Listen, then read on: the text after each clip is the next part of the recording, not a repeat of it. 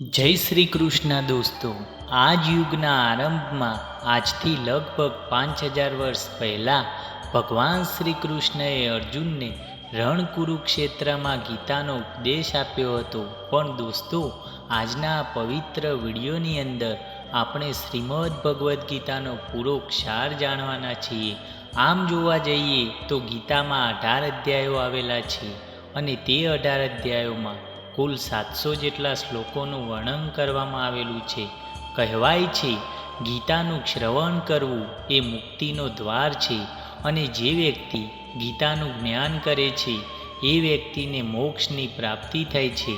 દોસ્તો, આ કોઈ સાધારણ વિડીયો નથી, એટલા માટે આ વિડીયોને અધૂરું છોડવાની ભૂલ ક્યારે પણ ના કરતા.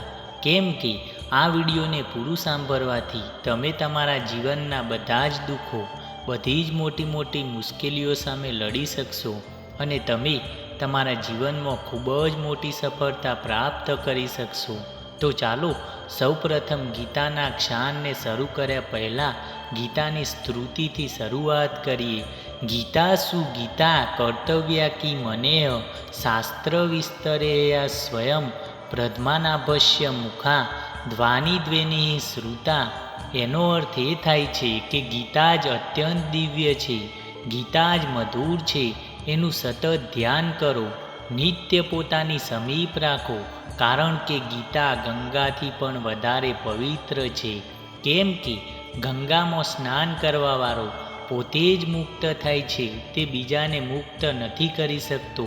પણ ગીતાથી પોતે તો મુક્ત થઈ શકીએ, પણ એની સાથે સાથે બીજાને મુક્ત કરવા માટે સમર્થ થઈ શકાય છે. ગંગા તો ભગવાનના ચરણ કમળમાંથી પ્રગટ થઈ છે, પણ ગીતા તો સાક્ષાત સ્વયં ભગવાન શ્રી કૃષ્ણના મુખ કમળમાંથી પ્રગટ થઈ છે. યાદ રાખજો, જે ઘરમાં જે ભૂમિકામાં ગીતાનો પાઠ થાય છે, તેનું શ્રવણ થાય છે, તે ભૂમિકા ખૂબ જ પવિત્ર હોય છે. ભૂત પ્રેત, આત્મા, આસુરી જીવ કે કોઈ પણ આદિશક્તિ ક્યારે પણ ઘરમાં પ્રવેશ પામી શકતા નથી. તો ચાલો હવે શરૂઆત કરીએ સંપૂર્ણ ગીતાનો ક્ષાર. ધર્મભૂમિ કુરુક્ષેત્રના રણ મેદાનમાં કૌરવો અને પાંડવોની સેનાઓ સામસામે આવીને ઊભી છે. દરેક મહારથી યોદ્ધાઓ પોતપોતાના શંખ અને શરણાઈ જેવા વાજિંત્રો વગાડીને પૃથ્વી અને અવકાશને ધ્રુજાવી રહ્યા છે. સાથે સાથે કૌરવોના હૃદય પણ ધ્રુજવા લાગ્યા છે. એ સમયે અર્જુનના સારથી બનેલા શ્રી કૃષ્ણ અર્જુનના કહેવા પ્રમાણે તેમના રથને બંને સેનાઓની વચ્ચે લાવીને ઊભો રાખે છે. હવે અર્જુન તેની ચારે બાજુ નજર નાખે છે તો તેની નજર સમક્ષ પિતામાં, ગુરુ, બંધુ, પુત્રો, પૌત્રો, મામા, સસરા, સારા અને બીજા ઘણા સ્વજનો તેની નજરે પડે છે. એને એવું થાય છે, મારા બધા જ સ્વજનોને માર્યા પછી જો મને પૃથ્વીનું રાજ્ય મળે ને તો પણ શું કામનું? એ રાજ્ય પ્રાપ્તિમાં આનંદ કેવો રહેશે? એનાથી તો મારા સ્વજનોના શસ્ત્રોથી વિંધાઈને મરી જવું સારું છે.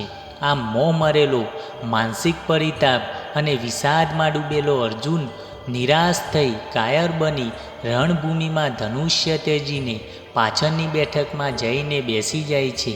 આવી રીતે વિચારતા જોઈ હતાશ થયેલો રથની પાછળ બેસેલો જોઈ પછી ભગવાન શ્રી કૃષ્ણ તેને બોધ આપી ધર્મ સમજાવવા લાગે છે અને અર્જુનને કહે છે, હે અર્જુન, તને આ યુદ્ધ સમયે મોહ ક્યાંથી ઉત્પન્ન થયો?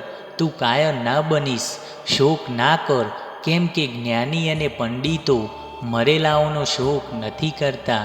જે વ્યક્તિ પોતાના સુખ અને દુઃખમાં સમાન ભાવે રહે છે એ જ શાંતિને પ્રાપ્ત કરી શકે છે અને તે જ મોક્ષનો અધિકારી બને છે. યાદ રાખજે, આ શરીર નાશવંત છે અને જ્યારે આત્મા કોઈને મારતો નથી કે કોઈના પર મરતો નથી. જે પ્રકાર મનુષ્ય પોતાના જૂના વસ્ત્રોનો ત્યાગ કરીને નવા વસ્ત્રો ધારણ કરે છે, ઠીક એ જ પ્રકાર આત્મા પણ પોતાનું જૂનું વ્યર્થ શરીર છોડીને નવા ભૌતિક શરીરને ધારણ કરે છે.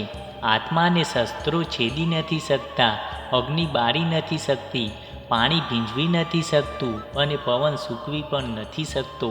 એ તો સર્વવ્યાપક, નિત્ય, સ્થિર અને શાશ્વત છે. હે અર્જુન, જેમ જન્મેલાનું મૃત્યુ નિશ્ચિત છે, તેમજ મૃત્યુ પામનારનો જન્મ પણ નિશ્ચિત છે. આમાં કોઈ પણ જાતનો ફેરફાર નથી થઈ શકતો. એટલે ક્ષત્રિય માટે ધર્મયુદ્ધ અધિક કલ્યાણકારી છે.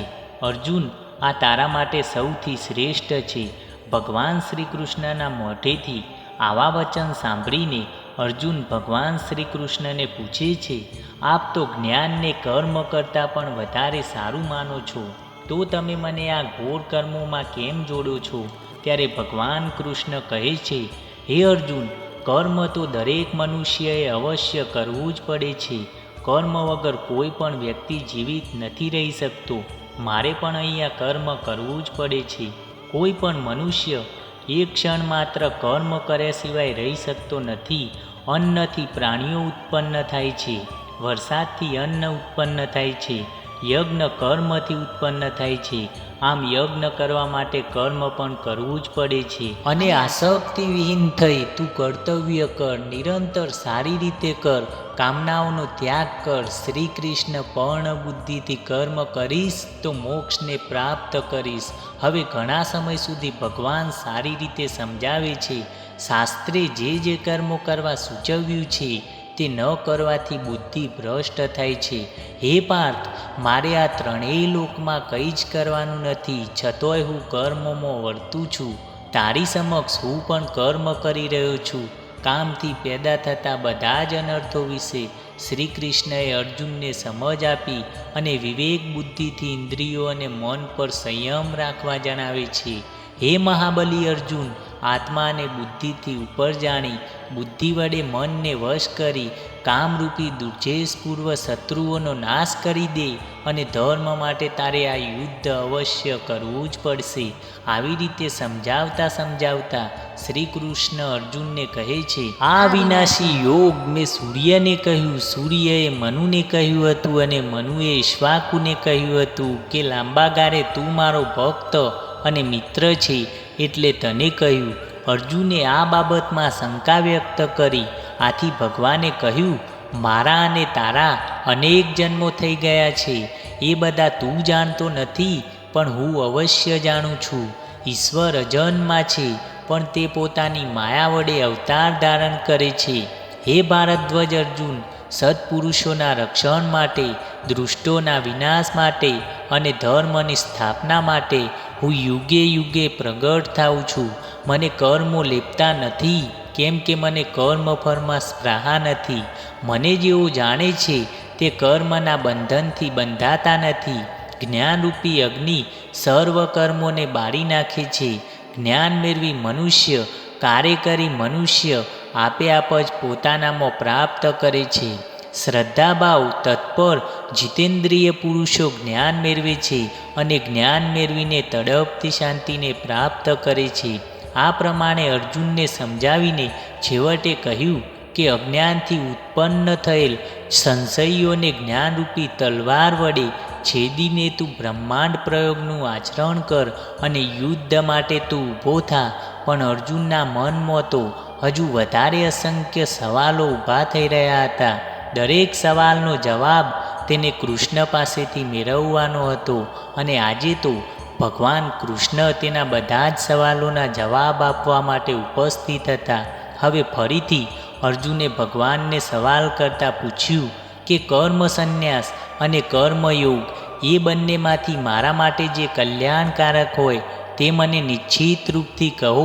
કૃષ્ણ અર્જુનને ઘણું બધું સમજાવે છે, પણ અર્જુનને તે બધી વસ્તુ સમજવામાં નહોતી આવતી, કારણ કે તે અત્યારે મોહમાં બંધાયેલો પડ્યો છે.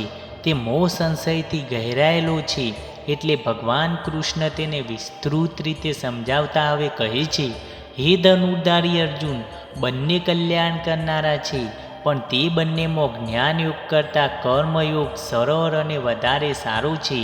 જેને મન અને ઇન્દ્રિયોને વશ કર્યા છે તે કર્મ કરવા છતોય લેપાતો નથી.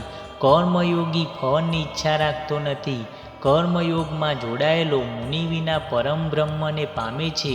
હું કંઈ જ કરતો નથી એવું જે માને, જેને બધી જ ઈચ્છાઓ છોડી દીધી હોય, જેને ક્રોધ પર કાબૂ મેળવ્યો હોય, તે જ મોક્ષ પામે છે. સર્વવ્યાપક પરમાત્મા કોઈનું પાપ કે પુણ્ય માથે નથી લેતા. હે અર્જુન, હું કોઈના પણ ભાગ્યનો નિર્માતા નથી. હું કોઈનું પણ ભાગ્ય નથી બનાવતો.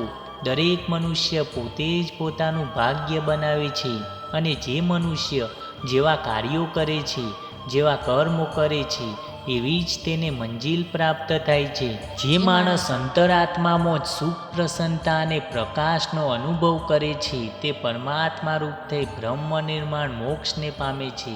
ભગવાન કૃષ્ણ ખૂબ જ સારી રીતે અર્જુનને સમજાવે છે, છતોય અર્જુન પોતાના સંશયને દૂર નથી કરી શકતો. ત્યારે ભગવાન કૃષ્ણ અર્જુનને કહે છે કે જે મનુષ્ય ઈચ્છાઓનો ત્યાગ કરીને ઇન્દ્રિયોના વિષયમાં અને કર્મોમાં આસક્ત નથી થતો, તે યોગારૂઢ કહેવાય છે. મન ચંચળ છે, તેને અભ્યાસ અને વૈરાગ્ય વડે વશ કરી શકાય છે. જેને પોતાનું મન વશ કર્યું નથી, તેને યોગ દુર્લભ છે. હે અર્જુન, તું પણ યોગ નહીં કરી શકે, કારણ કે તું પણ મનને વશ નથી કરી શકતો. પણ વશ કરેલા મનવાળો પ્રયત્ન કરતો મનુષ્ય પ્રયત્નથી તે પ્રાપ્ત કરી શકે.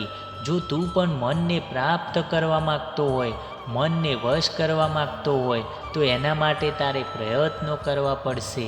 શુદ્ધ કર્મ કરનાર કોઈ દુર્ગતિને પામતો નથી.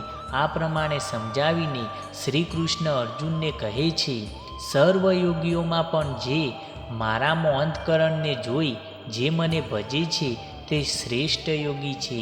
એમ કહી આત્મસંયમ યોગનો મહિમા વર્ણવે છે. આત્મસંયમ યોગ સમજાવ્યા પછી અર્જુનને ભગવાનની વાતોમાં સત્યતા લાગતી નથી. અર્જુન ઘણા બધા સવાલ કરે છે. ત્યારે શ્રી કૃષ્ણ પોતાના સત્ય સ્વરૂપ વિશે અર્જુનને જ્ઞાન વિજ્ઞાનની વાતો કરે છે. અને ભગવાન કહે છે કે આ જ્ઞાનયોગ જાણ્યા પછી આ લોકમાં બીજું કંઈ પણ નથી જાણવા જેવું. હજારો મનુષ્યોમાંથી કોઈકને જ આ સિદ્ધિ પ્રયત્નો કરવાથી પ્રાપ્ત થાય છે, અને એમાંથી કોઈક જ મને સત્ય સ્વરૂપથી જાણી શકે છે. હે અર્જુન, આ સમગ્ર જગતનો ઉત્પન્ન કરતા, સંહાર કરતા હું જ છું, અને મારા સિવાય આ જગતમાં કોઈ જ નથી. જે મનુષ્ય મારા શરણે આવી જાય છે, તે હંમેશા માટે મને પ્રાપ્ત કરી લે છે. હે અર્જુન, ભૂતકાળના, વર્તમાનના અને ભવિષ્યકાળના સર્વભૂતોને હું સ્વયં જાણું છું, પરંતુ મને કોઈ જાણી શકતું નથી. આ દુનિયાના સમગ્ર જીવોમાં મારો વાસ છે. જે મનુષ્ય સાચી શ્રદ્ધા અને સાચી ભક્તિથી મને ભજે છે, એમનો હાથ ગમે તેવી ખરાબ મુશ્કેલીઓમાં હું પકડીને રાખું છું. આ સમગ્ર પૃથ્વીમાં જે મારાથી જોડાયેલા છે, એમનાથી હું પણ જોડાયેલો રહું છું, એમની રક્ષા કરું છું. હે અર્જુન, તું ખોટા સંશય ન કર, ખોટા વિચારો ન કર. તારું કર્મ છે યુદ્ધ કરવું, તું યુદ્ધ કર. તને હું દરેક પ્રકારે સમજાવી ચૂક્યો છું. તારે હવે આ યુદ્ધ સિવાય બીજો કોઈ રસ્તો નથી. અને આ સૃષ્ટિના દરેક મનુષ્યએ પરિણામની ચિંતા કર્યા વગર લોભ, લાલચ, નિસ્વાર્થ અને નિષ્પક્ષ બનીને પોતાના કર્તવ્યોનું પાલન કરવું જોઈએ, અને એ જ એમના હાથમાં છે. હે અર્જુન, જે હંમેશા મારું સ્મરણ કરે છે, એક ચિત્રમનથી મારી ભક્તિ કરે છે, ત્યારે હું વ્યક્તિગત રૂપથી એમના કલ્યાણનું ઉત્તરદાયિત્વ લઉં છું. હે પાર્થ, જે લોકો ભક્તિમાં શ્રદ્ધા નથી રાખતા, તેઓ ક્યારે પણ મને પ્રાપ્ત કરી શકતા નથી, અથવા તો તે આ ભૌતિક જગતમાં મૃત્યુના માર્ગ પર પાછા ફરે છે. ભગવાન શ્રી હરિપુરુષોત્તમ આગળ સમજાવતા અર્જુનને કહે છે, ધર્મોમાં શ્રદ્ધા વિનાના મનુષ્યો મને નથી પામતા. તે મૃત્યુ અને આ સંસારના માર્ગમાં ફર્યા કરે છે. સર્વ પ્રાણીઓ મારામાં રહેલા છે. ભૂતોને ઉત્પન્ન કરતો તથા ભૂતોને ધારણ કરતો મારો આ આત્મા ભૂતોમાં રહેલો નથી. પૃથ્વીના અંતમાં સર્વભૂતો મારી પ્રકૃતિને પામે છે, અને સૃષ્ટિના આરંભમાં હું તેમને ઉત્પન્ન કરું છું.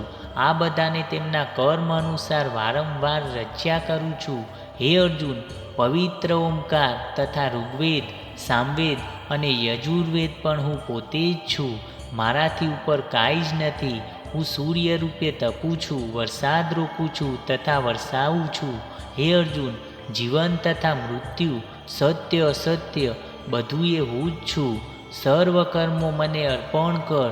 તેમ કરવાથી તું શુભ અશુભ ફળવાળા કર્મોથી છૂટીશ અને મુક્ત થઈને મને જ પ્રાપ્ત કરીશ. હે કુંતી પુત્ર, તું નિશ્ચય જાણ કે મારો પુત્ર ક્યારેય નાશ નથી પામતો. હે અર્જુન, જ્ઞાન અને શક્તિનું કારણ હું જ છું. દેવો અને મહર્ષિઓ પણ મારી ઉત્પત્તિને જાણતા નથી, કેમ કે હું સર્વ પ્રકારે આદિ છું. જે મને અજન્મા અનાદિ અને લોકોના મહેશ્વર રૂપે જાણે છે, જે મને બધા લોકોનો સ્વામી જાણે છે, તે પાપ મુક્ત થાય છે. જે મને પ્રેમપૂર્વક ભજે છે તેઓને હું બુદ્ધિ યોગ આપું છું કે જેથી તેઓ મને પામી શકે. તેમના ઉપર કૃપા કરવા માટે જ અંતકરણમાં રહેલો જ્ઞાનરૂપી પ્રકાશને દીપ વડે અજ્ઞાનતાથી અંધકારનો નાશ કરું છું અને એમનામાં જ્ઞાનરૂપી દીપને પ્રજ્વલિત કરું છું. ભગવાન કૃષ્ણના આવી રીતે સમજાવવા છતાંય પણ અર્જુન હજુ સુધી પોતાના સંશયને દૂર નથી કરી શકતો.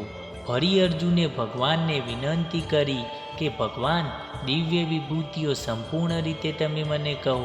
આથી ભગવાન અર્જુન સમક્ષ પોતાની દિવ્ય વિભૂતિઓનું વર્ણન કરવા લાગ્યા અને કહ્યું કે જગતના સર્વભૂતો મારા તેજથી ઉત્પન્ન થયા છે. જે વસ્તુ ઐશ્વર્યવાળી, શોભાવાળી અથવા બળ કે પ્રાણવાળી હોય તે મારા તેજના અંશથી ઉપજેલી છે. મારી વિભૂતિઓનો વિસ્તાર અનંત છે. આ તો દ્રષ્ટાંત રૂપે જ તને કહી રહ્યો છું. ટૂંકમાં હું મારા એક અંશ માત્રથી જ આ સમગ્ર જગતને ધારણ કરી રહ્યો છું.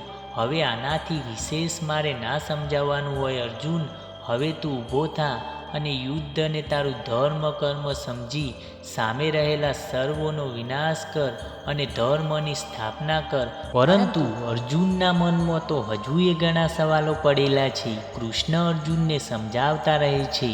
આધ્યાત્મિક રહસ્યથી તેનો મોહ નષ્ટ થાય છે. અર્જુને તેમનું ઐશ્વર્યામયુર જોવાની ઈચ્છા પ્રગટ કરી. આથી ભગવાન કૃષ્ણએ તેને દિવ્ય ચક્ષુ આપ્યા અને અલૌકિક વિશ્વરૂપી પરમાત્માના દર્શન કરાયા. આ વિશ્વરૂપ પરમાત્મામાં અર્જુને સર્વ દેવો, સર્વ પ્રાણીઓ, બ્રહ્મા, ઋષિઓના દર્શન કર્યા. સમગ્ર પૃથ્વી, આકાશ અને દિશાઓ તેમનાથી વ્યપ્ત છે. રાજાઓ, ધૃતરાષ્ટ્રના પુત્રો, ભીષ્મ, દ્રોણ, કર્ણ બધા જ તેમના મુખમાં પ્રવેશ કરે છે. ત્યારે ભગવાન શ્રી કૃષ્ણ કહે છે કે આ બધાનો સંહાર કરનારો કાર છું હું, અને આ રણ મેદાનમાં ઊભા જે યોદ્ધાઓ છે એ તારા વિના પણ રહેશે નહીં. અર્થાત તું નહીં લડે તો પણ નાશ તો પામવાના જ છે. માટે તું ઊઠ અને શત્રુઓને જીતી યશ પ્રાપ્ત કર અને સમૃદ્ધિવાળું રાજ્ય ભોગવ. અને આ સર્વેને મેં પહેલાંથી જ જાણી લીધેલા છે. તને તો માત્ર નિમિત્તરૂપ બનાવ્યો છે, એટલે માત્ર તું નિમિત્તરૂપ થા. અર્જુન ભગવાનનું અદ્ભુત ઉગ્ર રૂપ જોઈ ભયભીત થઈ ગયો અને ભગવાનને તેમનું પહેલું ચતુર્ભુજ રૂપ હતું તેને ધારણ કરવા સ્તુતિ કરવા લાગ્યો અને ભગવાન ફરીથી તેમના પહેલા રૂપમાં આવી ગયા. દોસ્તો, ઉમ્મીદ કરીએ છીએ આજનું આ વિડીયો તમને પસંદ આવ્યું હશે. વિડીયો પસંદ આવ્યું હોય તો વિડીયોને એક લાઈક અને ચેનલ પર નવા હોય તો સબસ્ક્રાઈબ કરી નાખજો. ચાલો મળીએ આવા જ એક નવા વિડીયોમાં. ત્યાં સુધી જય શ્રી કૃષ્ણ. રાધે રાધે.